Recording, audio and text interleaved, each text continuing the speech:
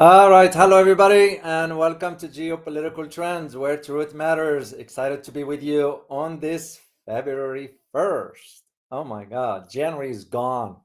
Where time goes. So, anyway, very excited. And of course, the topic I'm going to be addressing for you today, it's of a very, very strategic geopolitical and military importance. So, and a thank you. I have to thank the community for voting for that topic. So this is why I do the survey, guys, because I like to have, let me silence the sound of the computer here, as long as you can hear me. Your input, because that's what helps me at least sort out through the topics and do the one that you guys want to learn about. So this is what I'm going to be addressing. Let me just see quickly who's here in the community. Antwango, good to see you. Violet Quinlow, good to see you. I did see Aum, good to see you. Dave H. Now, there's this person here. I'm going to share it on the screen. Jean Levelier. The reason I want to share this with you, Jean Levelier gave a very substantial donation to the channel, and he left it up to me to decide whether I use it for the channel or for the trip to Asia trip. So I decided to allocate that substantial donation in support of the trip. So thank you very much, Jean. Truly appreciate you for that. So Li Yang, Multi Tamtam, good to see you. Truth Seeker, Farid Amal, also I can't thank you enough for your support buying me tea. So very, very kind of you.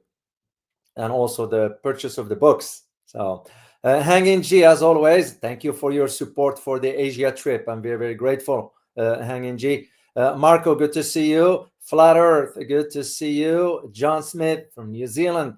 Hairless Ape, good to see you. UTU Z Super.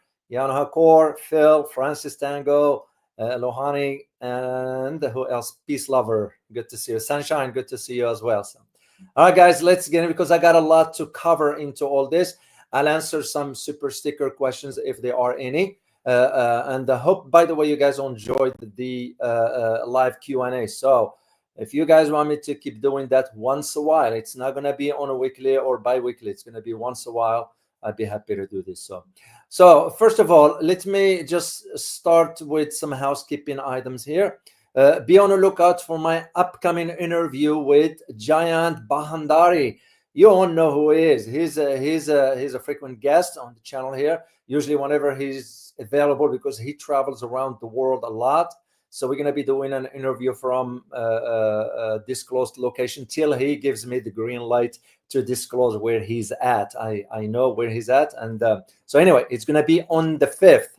And we will be addressing really what's going on that part of the world and also regarding India. So second thing, I am in the process of arranging 2 other interviews, and I will let you know about it as we move forward. So let me start. First of all, I'm going to start with this. If I get it, where is the picture? What's I didn't put that up yet, but I'm going to put it up quickly. If you bear with me here, guys, I'm going to bear because you need to see a picture. And I already spoke about this one yesterday when I shared a post in the community. So it's this one here. A very interesting enough development that just found out that the company now that is hacking the WhatsApp, and this is according to the Israeli newspaper Haaretz. And Haaretz in Israel has a good reputation per se. It discloses stuff. I'm assuming they are working with the government, but they are certain. I read their publications, and they are on point on certain, mainly almost 80% on the topic, spot on. So, but anyway, they disclosed that the Israeli company Pentagon Solutions, that's the one that is hacked into WhatsApp, which revealed the targeted dozens of users, including journalists. So now that's not about that. What I wanted to tell you is who founded this company. So I'm going to share a picture with you guys and tell me who this person is, because he's the founder of this company. You should know who he is. Does anybody know? Can you type in a chat box? Let me quickly see if you guys, you should know who that guy is.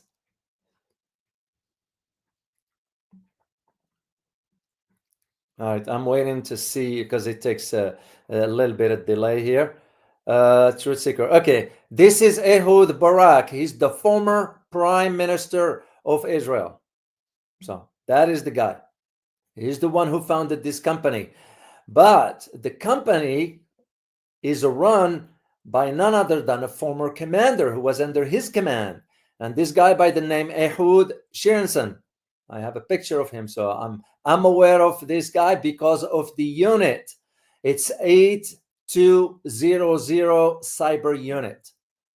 To those who've been in military intelligence, you will know what I'm talking about. So this is exactly, and I just found it ironic that now it's the Israelis that hacking. So what happened to the Chinese TikTok? What happened to the Chinese balloon? What happened to the? See what I'm getting at? It's not a laughing matter, but just to highlight to you. And the media staying quiet about it because it's not Chinese.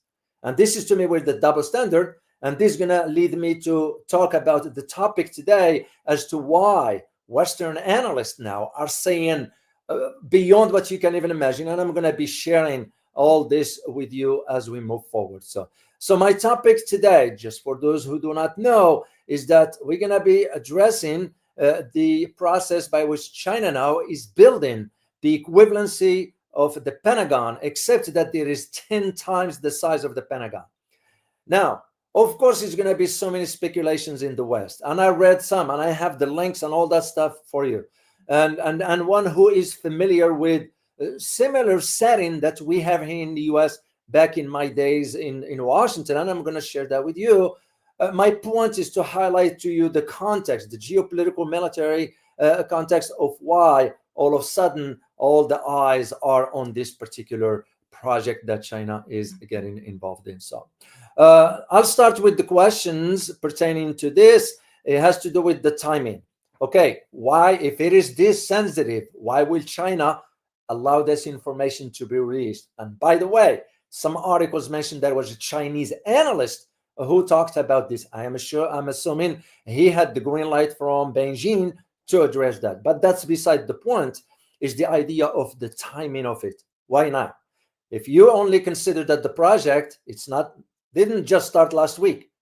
That started back in 2024, in about May or so.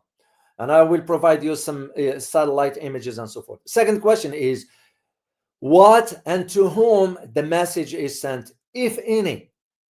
Now, the reason I put this question is, not every time China has to send a message. Yeah, of course, it does that quietly and sophisticatedly. China is very sophisticated about that. Why? It's a reflection of its history, how it manages or it managed back then and still manages today the conflicts. We all remember what the Japanese did in China. And you all remember the turmoil that took place within the internal war that was taking place inside China, and yet somehow it manages things differently. So that is the reason why I'm saying, what is the message, to whom the message is sent, if any? Third question is, what are the regional security issues that is? And notice, I didn't say global, I said regional for now. The reason why I want to be limited to this, because if there is what I'm thinking about, it's going to be limited to the regional aspects for one reason and one reason only. And the fourth question is the geopolitical implications, because there will be implications geopolitically speaking of all this. So now, here is what I found very ironic before I'll delve deeper into the detail of all this. And I'm going to share a picture. This is a satellite image of the location, which is in western part of Beijing. Here is what I found very ironic. What I found very ironic is that it was a former, here's the point, former US officials. Wouldn't that be interesting to say at least the current administration, but not the former one? And that begs the question, is this meant to sort of push tensions to the surface between the current administration and China more than what it already is? So if the former US officials saying that the Chinese military is building a huge complex in western Beijing, and this is according to the US intelligence agencies, And again, I am finding myself, is this meant to serve a specific agenda by fomenting more tensions between the current administration and China? I'll let you be the judge of that. So in addition to this is that the intelligence agencies right here in the US, and when we say the intelligence agencies, not the all 16, which there are many, a lot of people in the US do not even know which ones, because those are off the record. Even their budget is black budget and so forth. I'm talking about the major ones. When we say major ones, we're looking about the CIA, the NSA, the DIA, the NRO, the National Recon Office, and so forth. Those are deal with analysis. Even there is a division inside the Department of Energy that deals with the nuclear aspects of it. Suffice it to say that the intelligence community, so there is an assessment now that this new building is going to serve as a wartime command. Okay, if we are even to go with that, what makes that different than the Pentagon? So, and this is what I'm trying to get you to understand, guys. Are we moving into, because it's all in the wording, you know what I mean? It's how you word it, how you sell it to the domestic population or domestic consumption, is how you word it. So this is what I'm saying. Is the intelligence community trying to feed certain narrative to the masses here in America? Oh, this is going to be now a wartime, which means what? Push the narrative that China is planning on dominating the world militarily and so forth. See what I'm getting at? This is exactly my point. So before I'll delve deeper, and I am having some pictures, and you all know, guys, it takes me time to do all this. I will be very, very grateful, since you enjoy this learning process here and enjoying these free episodes and so forth. I will greatly appreciate it. If this is your first time here on this channel, I will appreciate it if you can hit the subscription button. So I'm going to put it in the chat box for those who might be here for the first time. I will greatly appreciate it if you can subscribe to the channel. So I will be very, very kind of you to do so. So here is the link here on the screen. Oh, not this one. That's the wrong one. Trend right here.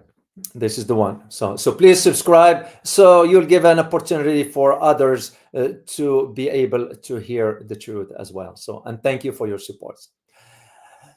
All right. I'm going to divide this analysis into two main aspects. One is military and one is geopolitical.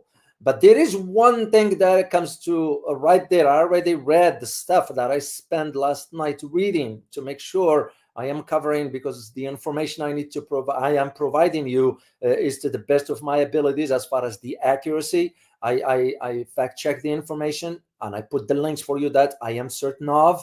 And that is why the first thing that caught my attention was, is this, and I'm going to ask you guys, is this project that China is involved in building, is it a nuclear resistant bunker, in your opinion? Yes or no? So the building that is China now is in the process of building, which is 10 times the size of the Pentagon. Is it a nuclear resistant bunker? Yes or no? Let me see in the chat box here, guys. John Smith, you say yes. Marco W, you say through, I couldn't tell. Q, you say yes. Hanging G, you say yes. Ramples 1, you say yes. One Horn, you say yes. Thunderbolt, you say yes. Seems to be most of you guys. Most of you seems to agree. Okay, Olewito, here you are. You said, I don't think people will survive nuclear war. No, you could. Just to let you guys know, you could survive it if there is a well-insulated bunker. So, and I'm going to share some info with you. My point is this, it's just to highlight to you that could this be serving that purpose? Well, when you look at the 1,500 acre, let me share the picture once again, just to see. And I give credit to Map Lab. That's where the satellite, this is a commercial, not a military imagery here. So the 1,500 acre construction which usually has sort of now, this is what I'm saying. Some analysts in Washington are saying already this is going to house, it's going to house hardened bunkers, and this is to protect military leaders during any conflict. Well, first of all, are you going to have all the military leaders congregate in one location, which not be a smart thing to do? That's one. So, and this is what I am trying to pinpoint to you, the idea of the bunker. Yes, it can be used against as what we call it, resistance. So, and the reason I'm saying this, because I had the experience of being in Mount Weather. To those who might not know, Mount Weather is a location in West Virginia, and this is where the presidential nuclear bunker that is. It's a major facility, and I'm going to share the link with you guys. This one operates as, of course, we call it an emergency operation center, and it's public information. It has a bunker nuclear resistance here. This is where the U.S. government can still manage its affairs and even direct or manage a war if it be the case. So my point, if we are to say this new facility in West Beijing is serving this purpose, I can see the logic for that also. But I can also see it as a reflection of the changes, the dynamics that are taking place. So, and here is the thing. Even Chinese military commanders and so forth, so, and including the leadership, the civilian leadership, that is, because this one is going to provide, and I am sure Chinese are thinking in those terms, this is going to provide a greater security against U.S. bunker buster munitions. Now, the only question is, when I say bunker buster, those are, if we are talking about a nuclear weapon here. So, but on the other hand, I'm going to counter argue that by saying, even with this bunker buster munition, which we used, by the way, in Afghanistan, but did we win the war? No, we didn't. So it was useless. We just pounding mountains for no reason, and we didn't defeat the fighters there. So what makes those analysts here in Washington saying that, oh, this is mainly going to be the Chinese building this because they are nervous about the bunker buster munitions? Well, wait a minute. Why will Chinese be nervous about it when they have advanced systems that can take care of whatever is need to be taken care of? I mean, we used them in Afghanistan, it didn't work. And this is why I don't buy these arguments. I use Afghanistan as a case in point. So, because one thing for sure is that based on my reading of the detail, and I'll provide you the link about the structure of this particular facility, it's just, it bears all the hallmark of some sort of certain aspects of it that is a military sensitive. It's like what we have in Mount Weather. Mount Weather, if you go in, you can't just go to wherever. The facility is so big and so forth, and there are sections that are off limits. Even with your security clearance, you can't just walk in and get in. I will say the same arguments about this particular aspect. What is very important about it is that the size. This is 10 times larger than the Pentagon. It gives you two things. One is that China is good at infrastructure, which means it can build mega projects. Because this one here, when you look at the Pentagon, just think about it, guys. And to those I used to live across from the Pentagon over the river on the other side back in the day. It's huge. It's big. But what China is building is 10 times the size of the Pentagon, especially for my fellow Americans who are familiar or been in Washington, in Arlington, to be exact, where the Pentagon is located. So, and this, I could say, it falls within the vision of what the Chinese government, since the arrival of President Xi Jinping. What is it? And that vision is to strengthen the military. Of course, this is what the vision from President Xi Jinping. The interpretation in the West is slightly different. You know what it is? And I'm going to say it for you word for word. And I quote, "It is about 10 times larger than the Pentagon, and it is suitable for Chinese President Xi Jinping's ambitions to overtake the United States. End of quote. Okay, why will China advocate its resources to overtaking the US? What for?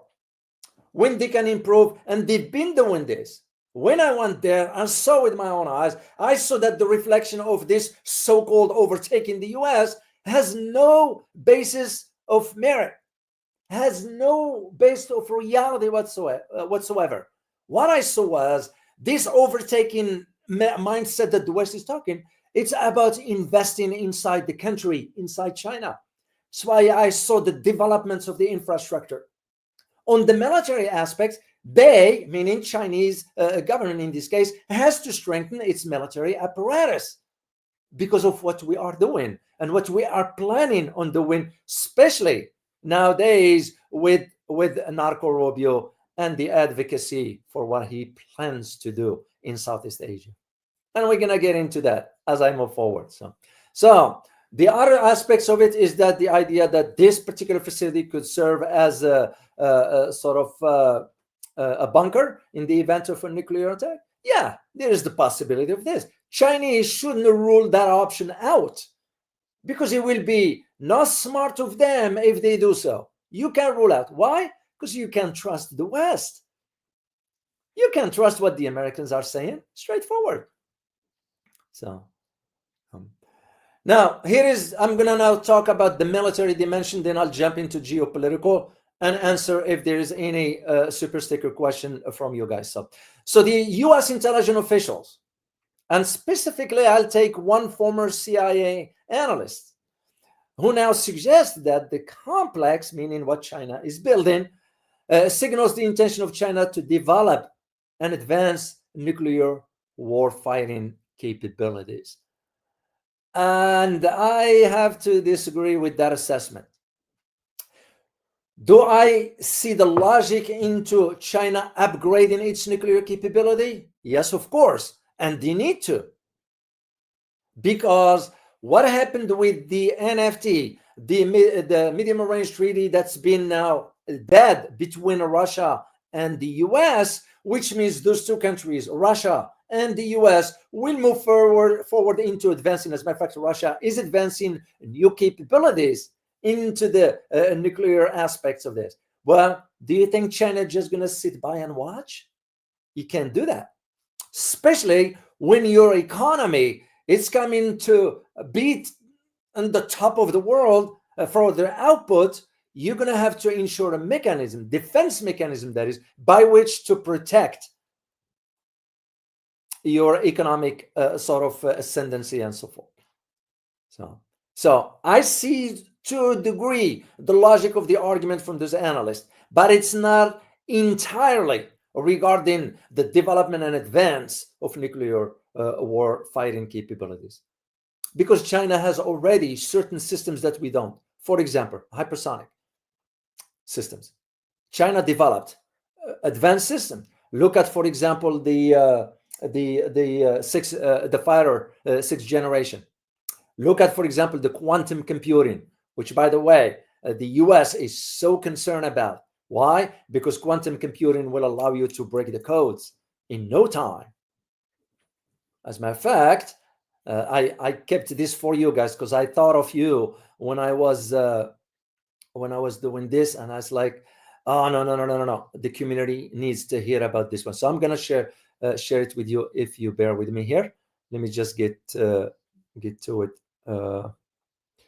I got so much that I don't remember where I put the stuff. But I'll get it. So yeah, quantum computing right here. So I'm going to share it with you guys. Just take a listen. And this is from Michio Kaku. Michio Kaku is a theoretical physicist. The string theory, that is his background in physics.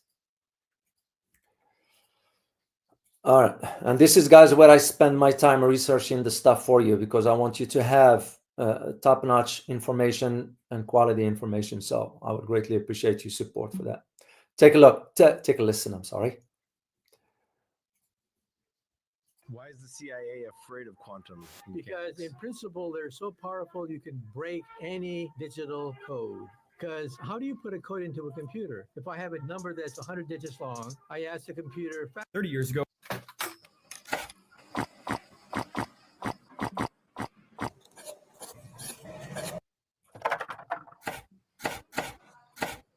Oh, that's the wrong nice one. Okay, what happened here? Sorry, guys. Yeah, I can't tell if you guys can hear or not.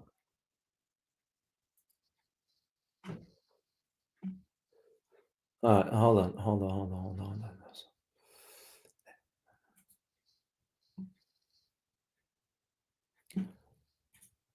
All right, here it is. Once again, there are too many. Quantum.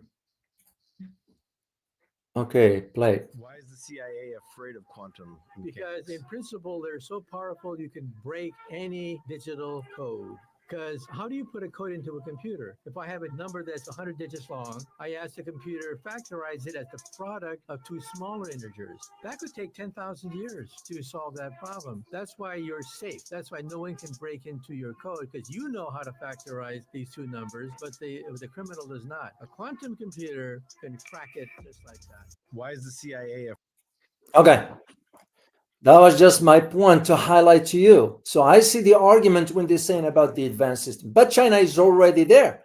Look at just what happened with DeepSeek.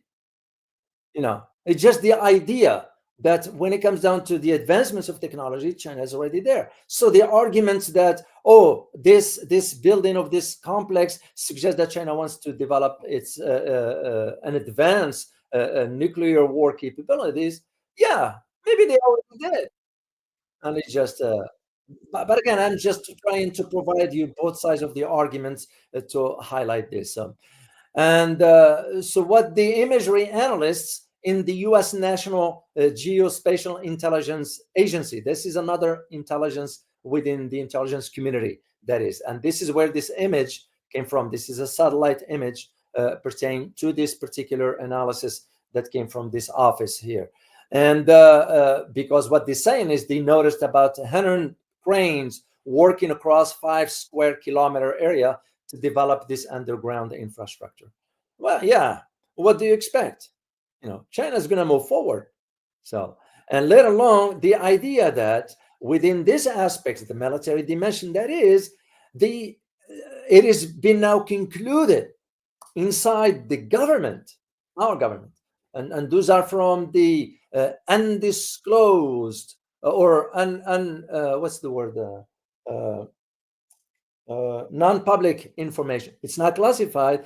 It's just not disclosed to the public. It has been disclosed that the U.S. cannot confront China alone. It's disclosed, and I have the link for it. Once again, it's just you need to know where to look for the information. This happened last August 2024 when the U.S. National Defense Strategy Commission issued its annual report. Yeah, that is what it was. Which report that's focused on the sort of the challenges and the threats facing the U.S. and ways to deal with them. Well, how can we deal with that when we are not even talking about the right policies to begin with? So here is the thing. This report, which I will provide you the link in the description later on, the report indicated that the risks surrounding Washington's security at the present time are the greatest since the end of World War II. Well, look no further than now, for example, the recruitments, the military recruitments in the U.S. is so down. No one wants to enlist in the military because Americans are refraining from enlisting. Because you all know how the military establishment has become here in the U.S.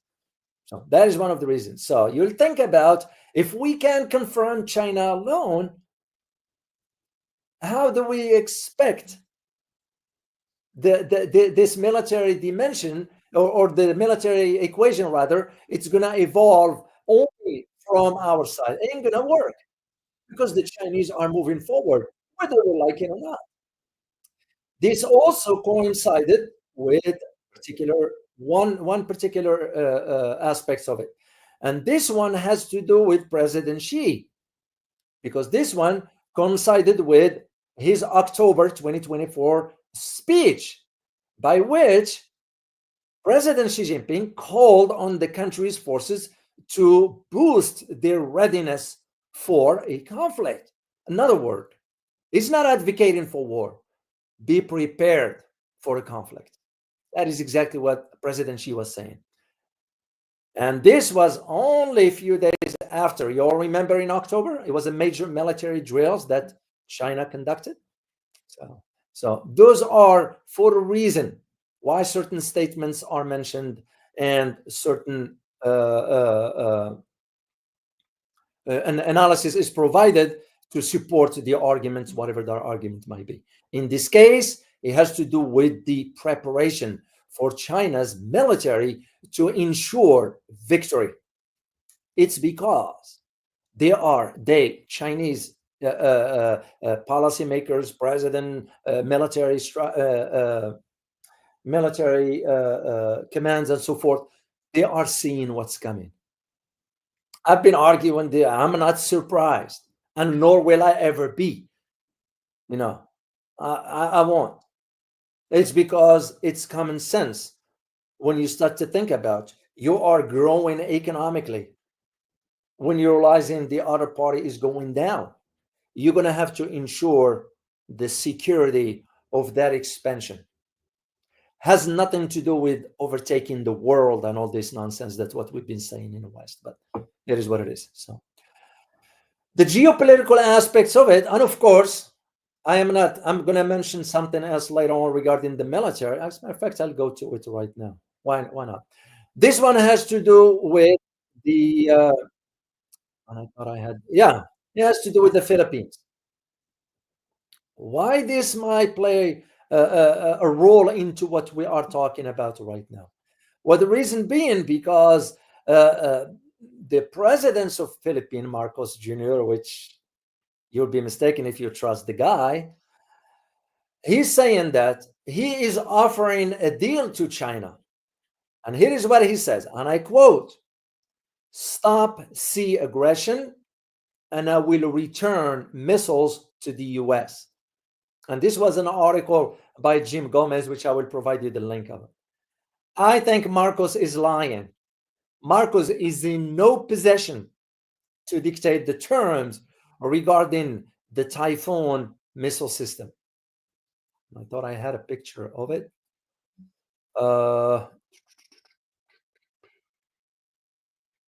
No, I don't. I thought I had the picture of the Typhoon missile system, but you all know what it is. I shared it with you last time. So Marcos Marcos, in my opinion, is been directed to issue these statements.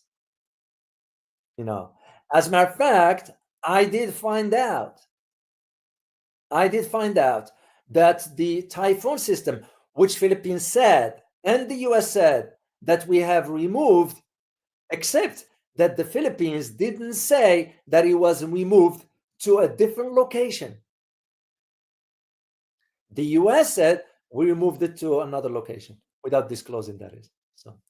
So this is what the Marcos Jr. is saying now. The Philippines to remove US missile system if China ends coercive behavior. This is what President Marcos said to his government. Oh, the US will remove its system from the Philippines. And I even found out through a publication in France. Stating, this is where I found the coordination between Western media, because the narrative has to be the conformity of. So when you sell it to the masses, you all are on the same page, meaning Western media. This is what's been said in France, and I am sure on behalf of the US. The US military has moved its Typhoon launchers, which can fire multi-purpose missiles up to 1,000 kilometers from. This is what Philippines didn't disclose, but the US is allowing this to be disclosed. The removal of those missiles from Logue airfield in the Philippines to another location on the island of Luzon. So, and those are, by the way, to those who know the Typhoon missile system, those are Tomahawk cruise missiles. Do you think China doesn't have anything to counter that? This is one miscalculation. And the reason I wanted to mention this to you is within that military dimension that I talked about earlier. So the Philippines. Now, let me move to the geopolitical aspect. So, and what's interesting about all these dynamics, the interesting aspects of it has to do with this guy. This guy, the first day he came to office, was advocating for the support of Taiwan. Of course, he changed his tone. He just disclosed that we do not support the independence of Taiwan. Oh, funny how you flip-flop. Where do you stand on the issue? So, but that's not what I'm going to focus on. I'm going to focus on what Foreign Minister of China, Mr. Wang Yi, what did he say during his first conversation with Marco Rubio? And he says, which I'm providing the translation of it. I hope it is accurate because I don't read or speak Chinese. So the rough translation, it says this, and I quote, when Mr. Wang Yi was talking to him, he said, you need to behave yourself. End of quote. To those, my viewers who are familiar with the Chinese culture, you know what it means. This expression is commonly used in China. Why? This is to convey two things. One is expectation of responsibility for your behavior per se. And second one is as a warning. So, and here is, because to me, what was it? This is where Mr. Wang Yi, the guy who's been around long enough, you're not going to compare Mr. Wang Yi to Marco Rubio. There is no comparison. Simple as that. Here's the thing. Because what Mr. Wang Yi said, I hope, and I quote, I hope you will act accordingly, end of quote. And once again, I need to highlight this because you need to understand the cultural relevance of the term was highlighted by experts in this case, those who are familiar with the Chinese culture. People in position of power, like, for example, professors, like supervisors, frequently use this term to demand what? It's not about fear. It's about accountability.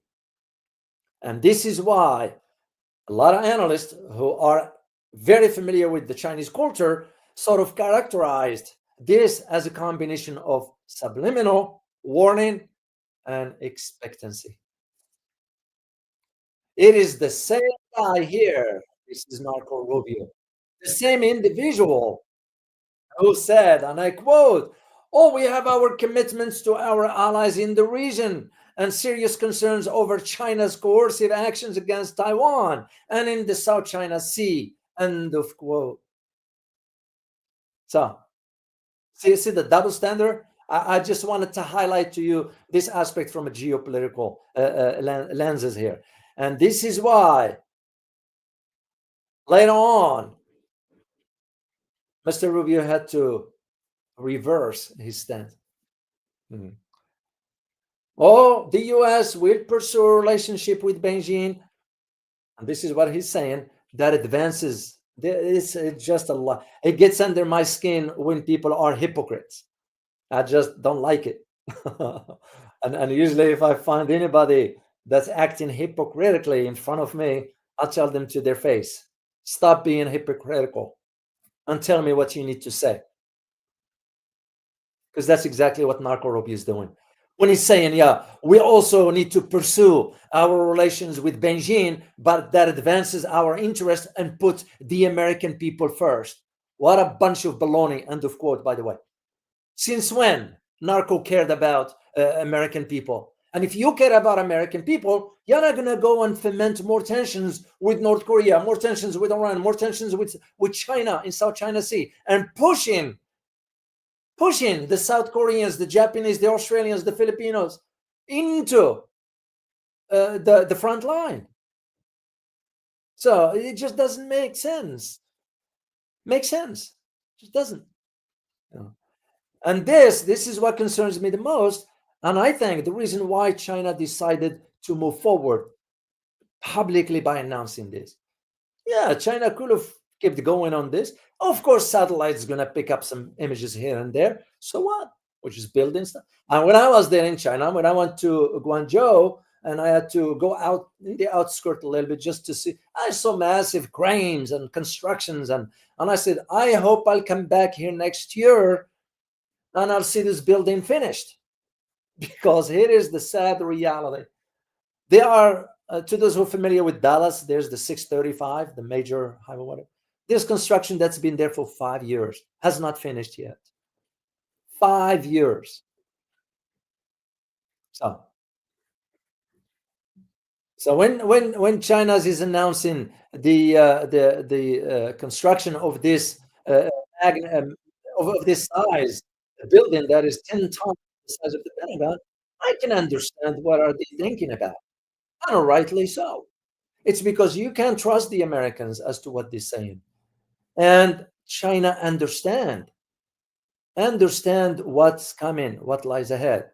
This is why they wanted to ensure that their economic developments, it's not going to be choked through blocking certain key points like the Malacca Strait. And this is why you're seeing the economic developments in this part of the world, from Thailand and Laos to Vietnam and Cambodia and Indonesia and so forth. You got the idea. And Malaysia as well, if I may add.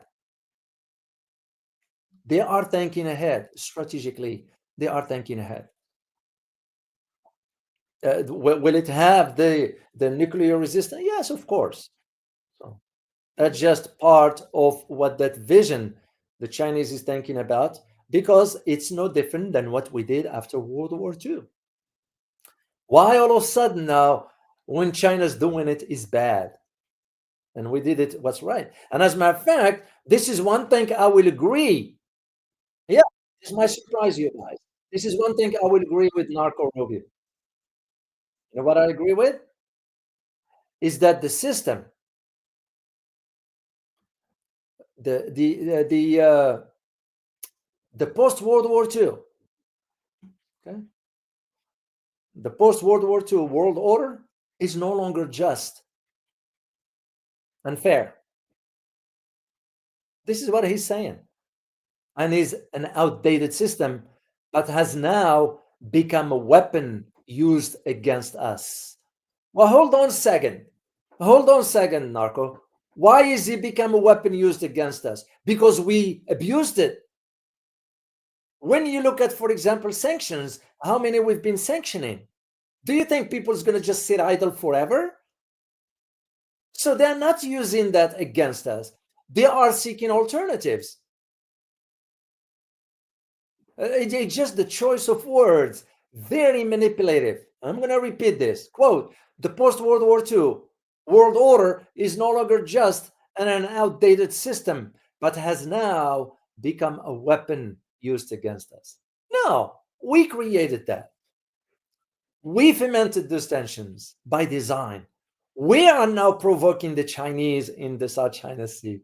We are creating tensions for Europeans, but Europe is so weak anyway. You can't count on the Europeans. I mean, it'll be interesting now to see what Denmark is going to do. Are they going to take stand, or are they going to bow to the US?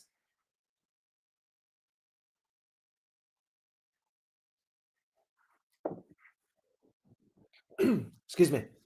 No different than what I see the geopolitical landscape taking place in West Asia. With now you have a terrorist who's taking over a government in Syria. You have now the military militias inside Iraq are changing their tone and saying American forces needs to be out. You look at Egypt now, just being like whatever, Jordan, whatever. So when Narco is saying, "Oh, this system is used against it," because we abused it.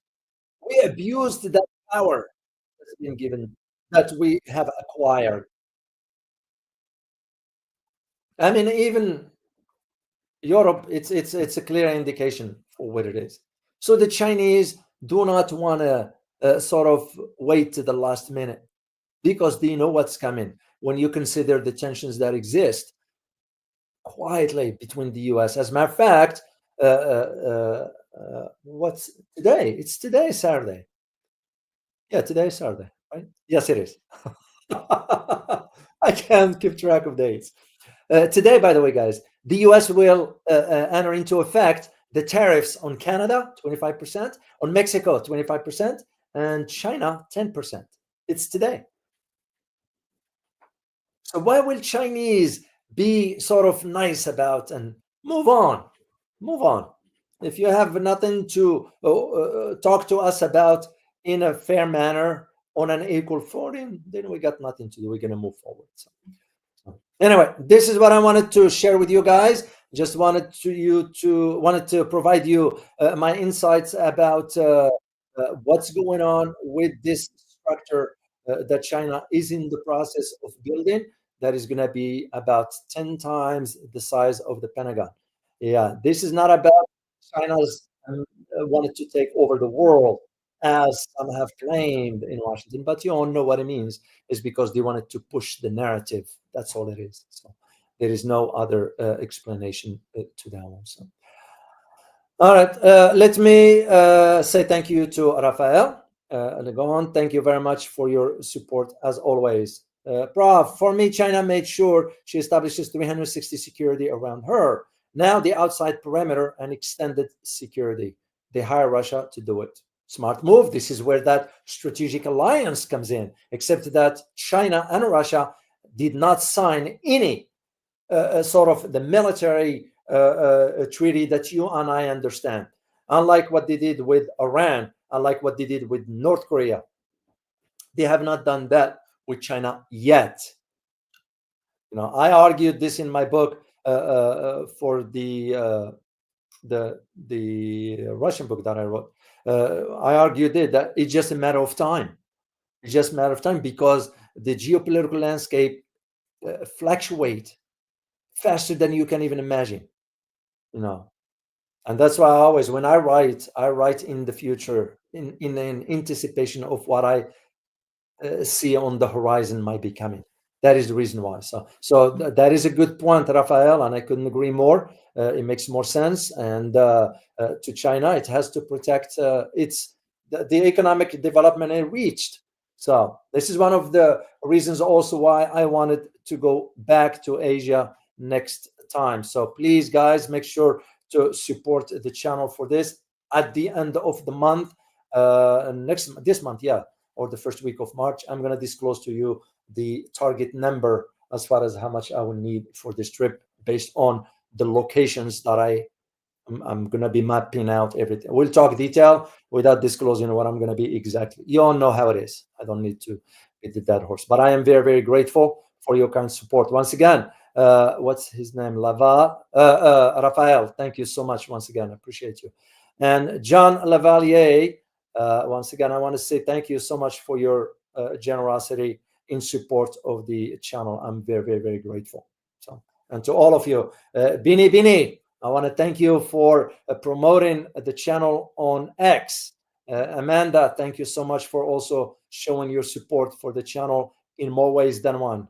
So, and again, guys, you all know the nature of the information that I bring you. It's not something, and I spend time digging for information for you because I want you to get top-notch information